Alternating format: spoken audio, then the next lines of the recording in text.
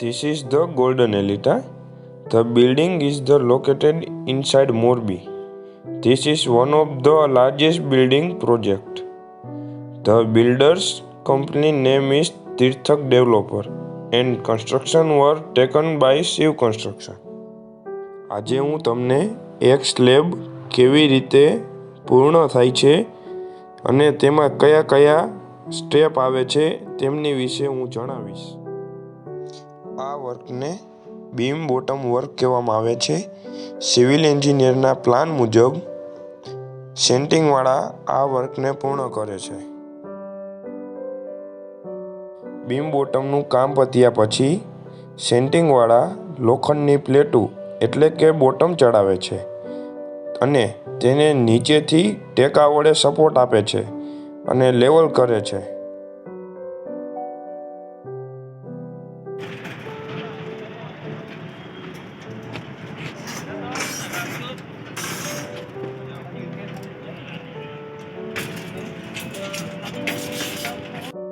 બોટમનું કામ પત્યા પછી લોખંડવાળા સ્ટ્રક્ચર એન્જિનિયરે આપેલા લોખંડના પ્લાન મુજબ બીમ બોટમ ઉપરનું લોખંડ બાંધે છે. આ કામ પતાવતા અંદાજે 2-3 દિવસ જેટલો સમય લાગે છે. લોખંડનું કામ પત્યા પછી લોખંડની નીચે કવર મૂકવામાં આવે છે. અહીંયા તમને વ્હાઇટ કલરના દેખાય છે તેમને કવર કહે છે. તેમનું માપ 1.5 ઇંચ હોય છે અને તેમનું કામ લોખંડને ભરાઈની વચ્ચે રાખવાનું હોય છે.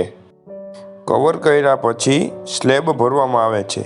સ્લેબ માટે જે કોન્ક્રીટ યુઝ થાય છે તે ગ્રાઉન્ડ ફ્લોરે મિલર દ્વારા બનાવવામાં આવે છે અને તેને લિફ્ટ દ્વારા ઉપર લાવવામાં આવે છે.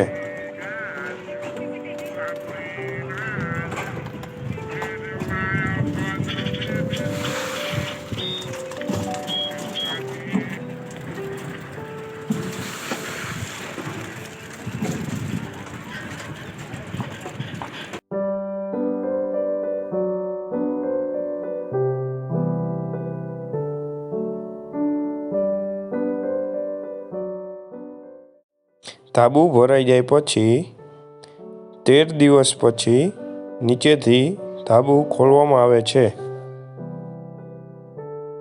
લોખંડવાળા સ્ટ્રક્ચર એન્જિનિયરે આપેલા કોલમના માપ પ્રમાણે લોખંડ બાંધે છે અને કોલમને ઊભા કરે છે.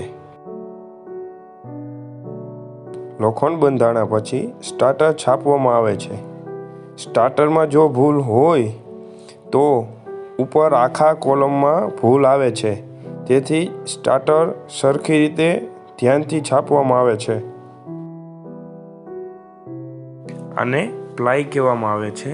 કોલમનું માપ ચોક્કસ લેવા માટે પ્લાય વડે બાંધવામાં આવે છે. તેથી તેમાં લોખંડની પ્લેટો વાપરવામાં આવતી નથી. એક્ઝામ્પલ તરીકે જો કોલમનું માપ 9/18 હોય તો લોખંડની રીંગો 6/15 હોય છે અને ચારેય બાજુ 1.5 ઇંચની ભરાઈ આવે છે. તેવી રીતે આ પ્લાયુ બાંધવામાં આવે છે. કોલમ બંધાણા પછી તેને ભરવામાં આવે છે. કોન્ક્રીટને લેબર દ્વારા તગારે કોલમમાં ભરવામાં આવે છે અને વાઇબ્રેટર દ્વારા કોન્ક્રીટને વાઇબ્રેટ કરવામાં આવે છે. તેથી કોલમ સરખી રીતે કોન્ક્રીટ દ્વારા ભરાઈ જાય. કોન્ક્રીટ ભરાઈ ગયા પછી તરત જ તેમને ઓરિંભો કરીને લેવલ કરવામાં આવે છે. લેવલ કરવા માટે કોલમને લાકડાના ટેકા વડે સપોર્ટ આપવામાં આવે છે. 2 દિવસ પછી કોલમને ખોલવામાં આવે છે અને તેમનું ઓરિંભા વડે લેવલ ચેક કરવામાં આવે છે અને જો કોલમ એક ફેસમાં આવતા હોય તો તેમને દોરી વડે ચેક કરવામાં આવે છે. અહીંયા આપણો એક સ્લેબ પૂર્ણ થાય છે. વળી પાછું આની ઉપર બીમ બોટમનું વર્ક ચાલુ થાય છે. હવે આપણે બ્રિક વોલને કેવી રીતે ઊભી કરવામાં આવે છે તેના વિશે જાણીશું. સૌપ્રથમ સિવિલ એન્જિનિયરના બ્રિક વોલ પ્લાન મુજબ બ્રિકનું પહેલું લેયર કરવામાં આવે છે. તેને છાપણી કહેવામાં આવે છે. પહેલું લેયર થઈ ગયા પછી તેમની ઉપર ઈંટનું ચણતર ચાલુ કરવામાં આવે છે.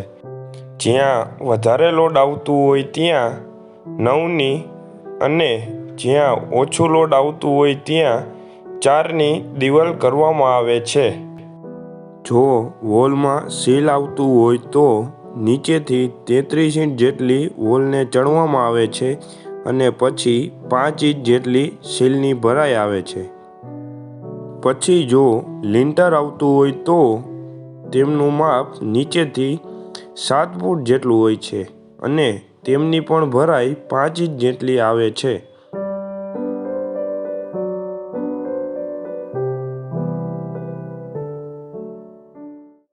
વોલ ચણાઈ ગયા પછી તેમની ઉપર પ્લાસ્ટર આવે છે. તેમાં મોર્ટારનો ઉપયોગ કરવામાં આવે છે. મોર્ટાર સેન્ડ, સિમેન્ટ અને વોટર દ્વારા બનાવવામાં આવે છે. પ્લાસ્ટર થઈ ગયા પછી સાઇટ સુપરવાઇઝરનું કામ પ્લાસ્ટરને કાટખૂણે, ઓરીંભે, પટ્ટીએ અને લેવલ ટ્યુબ વડે માપવાનું હોય છે.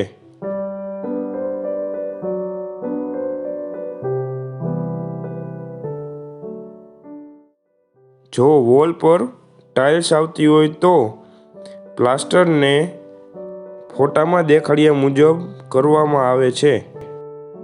બહારની બાજુ પ્લાસ્ટર કરવા માટે લાકડાના બંબુ વડે પાલખ બાંધવામાં આવે છે. આ બિલ્ડિંગમાં ડબલ કોટ પ્લાસ્ટર કરવામાં આવેલું છે. તેમાં 2 લેયર આવેલા હોય છે. પહેલા લેયરમાં મોર્ટારને લગાવવામાં આવે છે અને બીજા લેયરમાં થોડો મોર્ટાર લગાવીને તેને લીસું કરવામાં આવે છે. તેથી દિવાલમાં આવતો ભેજ અટકે છે.